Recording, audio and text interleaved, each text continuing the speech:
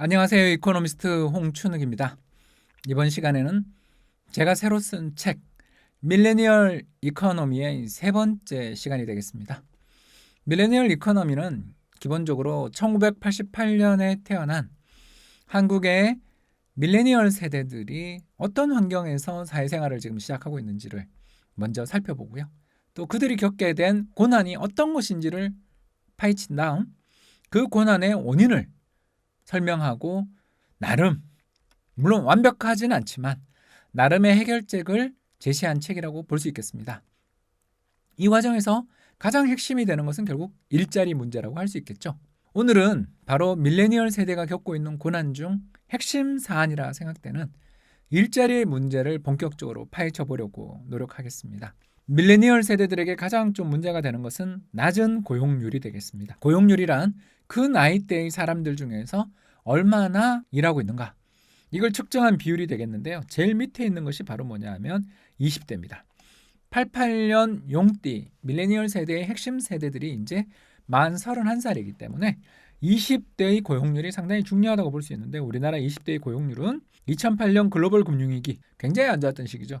2008년 글로벌 금융위기보다 지금 오히려 낮아져 있는, 거의 어떻게 보면 유일한 세대다라고 말씀을 드릴 수가 있습니다. 특히 우리나라에서 안타까운 현상은 바로 60세에서 69세에 있는 지금 현재 베이비붐 세대라고 부를 수 있는, 즉 55년에서부터 시작해서 63년생까지 흔히 58년 개띠라고, 올해 만으로 61살에 도달한 밀레니얼의 아버지 세대들의 고용률이 급격히 높아진 것에 비해서 아들 세대라 할 수 있는 밀레니얼 세대들의 고용률이, 다시 말해 전체 인구 중에서 일하고 있는 비율이 떨어지고 있는 것은 이거 상당한 문제다라는 것을 금방 떠올리게 합니다. 그런데 이 대목에서 한 가지 궁금증이 제기될 수 있습니다. 이거 왜 이런 일일까요? 대체 20대들이 일자리를 찾기 힘들어서 고용률이 떨어지고 있는 환경인데 우리나라의 60대 이상의 노인들의 고용률이 높아지는 것, 이건 뭔가 비정상적인 일 아니냐, 이런 의문을 가지시는 분들이 있겠습니다만, 이게 안타깝게도 세계적인 흐름 중에 하나라는 것을 말씀드릴 수밖에 없는 게 안타까운 것 같습니다. 그림과 함께 설명을 드리도록 하겠습니다. 그림을 보시면 미국 노인 인구의 경제활동 참가율의 흐름을 나타내는데요. 특히 65세에서 74세, 굉장히 나이가 많은 세대고요. 미국의 현재 본다면 미국의 46년 개띠들이 여기에 해당된다고 볼 수 있겠습니다. 미국은 46년부터 베이비붐이 있었고 한국은 58년부터 베이비붐이 있었다. 이렇게 그냥 12년 차이가 난다, 이렇게 생각하시면 더 계산이 쉬울 것 같은데요. 이런 긴 시간의 차이가 발생했던 이유는 한국전쟁이라는 비극적 사건 때문이다라는 건 다들 짐작하시는 바와 같습니다. 자, 한번 볼까요? 1996년, 지금으로부터 약 23년 전에는 미국 65세 이상 노인들의 경제활동 참가율은 10% 초반에 불과했습니다. 그런데 2016년에 어찌된 일일까요? 거의 20%까지 뛰어오른 것을 발견할 수 있죠. 이런 일들이 벌어지게 됐던 이유는 두 가지 때문이라고 볼 수 있어요. 첫 번째 이유는 건강해졌다는 것입니다. 의학기술의 발달이라든가 보건의료 환경의 개선 등에 따라서 전 세계의 노인들이 다들 기대 수명도 늘어나고 건강 수명들도 늘어나는 환경에 있다 보니까 나이가 들어도 사회에 나가서 돈을 벌겠다라는 생각을 가지시는 분들은 취직할 기회들을 많이들 잡을 수가 있겠죠. 두 번째 요인들은 바로 뭐냐 하면 노인 빈곤입니다. 제가 왜 미국 데이터를 보여드렸냐 하면 한국과 미국, 일본 이 세 나라가 OECD 가입한 30개 나라 중에서 아주 한 가지 공통점을 가지고 있기 때문입니다. 어떤 공통점일까요? 그것은 바로 GDP에서 차지하는 정부의 조세 수입, 다시 말해서 조세 부담률의 수준이 가장 낮은 나라군에 속한다라는 것입니다. 즉 국가가 어떤 개개인의 노후에 큰 기여를 하고 그 사람들의 노후 생활에 복지적인 지원을 많이 해주는 그런 유럽 쪽에, 북유럽 쪽에 있는 선진국들과 달리 일본, 한국, 미국은 상대적으로 정부의 지출 비중이 낮은 나라에 속하는 그런 나라들이라는 것입니다. 물론 일본을 제외하고 미국이나 한국은 또 얼마 전까지 금융위기가 있기 전까지만 하더라도 건전한 재정을 가지고 있었다는 공통점도 있고요. 이런 점들을 생각해 보면 결국 노인 빈곤 문제, 특히 미국의 노인들은 2006년에서 8년 사이에 진행됐던 글로벌 금융위기 과정에서 보유하고 있던 부동산의 가치가 폭락하는 대재앙을 겪었습니다. 이들이 노인 빈곤 문제에 시달리면서 경제의 어려움을 겪다 보니까 자연스럽게 무슨 일이 생기느냐? 노동시장에서의 은퇴가 지연되는 것입니다. 이 문제는 더욱더 극적으로 나타나는 곳이 있으니 바로 그것은 일본의 사례가 되겠습니다. 일부에서는 좀만 지나면 밀레니얼 세대가 우리나라 노동시장에서 주력군으로 등장하게 되고 고용 불안 문제도 해결될 것이다 라는 이야기를 하는 분들이 있습니다. 왜? 우리나라를 대표하는 거대한 인구 집단인 58년 개띠 아버지 세대가 은퇴를 하면서 노동시장에서 많은 일자리들이 창출될 것이다 라는 논리입니다.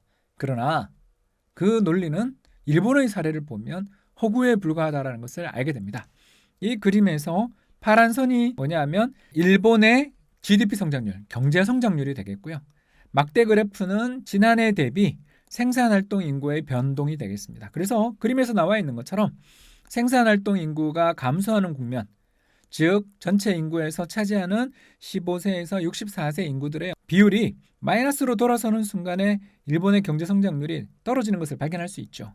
그런데 이상합니다. 이 뒤로도 계속 생산활동 인구는 둔화되고 있는 반면 그 뒤로 아베노믹스가 시행됐던 2012년을 전후해서 일본의 경제 성장률은 회복되는 것을 발견할 수 있죠. 결국 이 사례가 시사하는 바는 버릇이 아닙니다. 1990년대 중반부터 일본에서는 생산활동 인구가 줄어들고 노인 인구들이 노동시장에서 서서히 사라지면서 젊은 인구들에게 강력한 새로운 일자리들이 형성될 것이다라는 기대를 겪었습니다만 전혀 그런 일 없이 잃어버린 20년을 겪었습니다. 바로 1990년대 초반부터 2010년대 초반까지 20년 동안 일본은 고용이 계속 감소하고 GDP 성장률이 둔화되는 가운데 물가까지 하락하는 삼중고를 겪었고 이 결과 일본의 베이비붐 세대의 아들 세대인 이른바 사토리 세대는 말 그대로 은둔의 세대가 됐습니다. 노동시장에 참여할 수 있는 기회들은 다 잃어버린 상태에서 젊은 나날 20대와 30대를 파트타이머로 힘겹게 살아가다 보니까 숙련을 쌓을 기회라든가 높은 임금을 올려나가고 생산성을 향상시켜 나갈 수 있는 여러 기회들을 놓쳐버린 것이죠. 결국 이런 상황들을 우리나라에 비교를 해본다면 한국도 58년 개띠들이 이제 본격적으로 은퇴하는 가운데 88년 용띠 세대들의 도약이 나타나야 될 시점인 것만 아직까지 그 도약이 나타나지 않는 이유가 이제 조금씩 분명해지는 것 같습니다. 바로 우리나라 58년 개띠들이 노인 빈곤과 예전보다 건강해진 몸을 가지고서 더 튼튼해진 몸을 가지고 노동시장에 계속 머무르려 애를 쓰고 있다는 것. 여기 더 나가서 우리나라의 경제 성장률이 예전보다 둔화되는 가운데 특히 디지털 혁명 등 각종 사회의 변화 환경에 조응하기 위해서 우리 88년 용띠 밀레니얼 세대는 예전보다 더 오랫동안 공부를 해야 되고 더 오랫동안 학교에 머무르는 과정에서 이제야 사회생활을 시작하고 있건만 아직 그들에게 일자리는 열려있지 않은 이런 답답한 적체 현상이 벌어졌다라는 것을 말씀드릴 수가 있겠습니다. 따라서 지금 주어져 있는 이 환경 속에서 제대로 된 대응과 정책이 나오지 않는다면 자칫 잘못할 경우에는 20년 전 일본의 사토리 세대처럼 우리나라의 주력군이 돼야 될 밀레니얼 세대들이 겪는 어려움 또는 고실업의 어려움이 장기화되며 이 세대를 잘못하면 잃어버린 세대로 만들어버릴 수 있다는 위기감도 느끼게 되는 것이고요. 이런 위기감들 덕분에 저와 박종훈 기자가 책을 통해 여러분들에게 독자들에게 조금이라도 해결책을 제시하고 또 대안을 만들어 보고자 노력하게 된 이유가 되었던 것 같습니다. 지금까지 시청해 주셔서 대단히 감사합니다.